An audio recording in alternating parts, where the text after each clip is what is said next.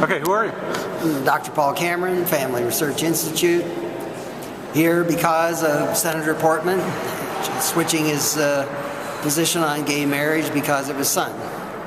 And basically, here to share with Senator Portman and others that the evidence is very strong. New evidence out of Denmark, International Journal of Epidemiology, shows that those gays and lesbians married, on average, the median age of death is about 60. For married men and women, man, woman, married, median age of death for the guys, 82, for the women, 85. You can do the math. It's a big deal. A good father doesn't let his son go astray with encouragement. A good senator represents the best interests of society, not however he's swayed by his unusual affection for his son. The other side of this will say there are loving gay couples and committed relationships who are adopting children that nobody else is going to adopt. What's wrong with that kind of stance?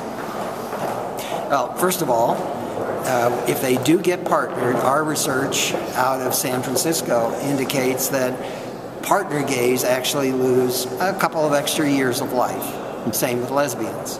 Secondly, the research is pretty strong that those who engage in homosexuality do probably the worst job of parenting in the various comparisons that are made. That is, even blended families work better than families in which one or more of the people is a homosexual, as far as how the kids turn out. Mm-hmm. Did I read something, trying to recall, about this being a rights issue in DNA or something like that? I think I saw something like that in the release that came out. Yeah.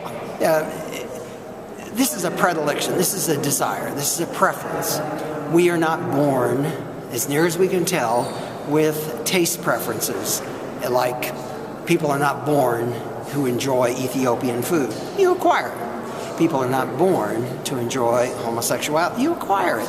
Same thing appears to be the case essentially with heterosexuality, though there may be some genetic nudgings there. Society generally has to do the scripting, the nudging, and we're a society in demographic problem right now.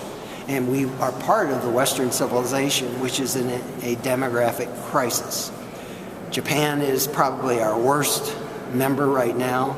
They're selling more diapers for old people than for children in Japan as we speak.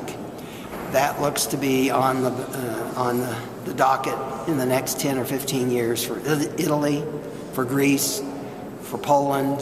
A whole host of countries are in that kind of trouble. We need to be thinking about encouraging people to get married, have kids, stay with those kids, raise those little buggers.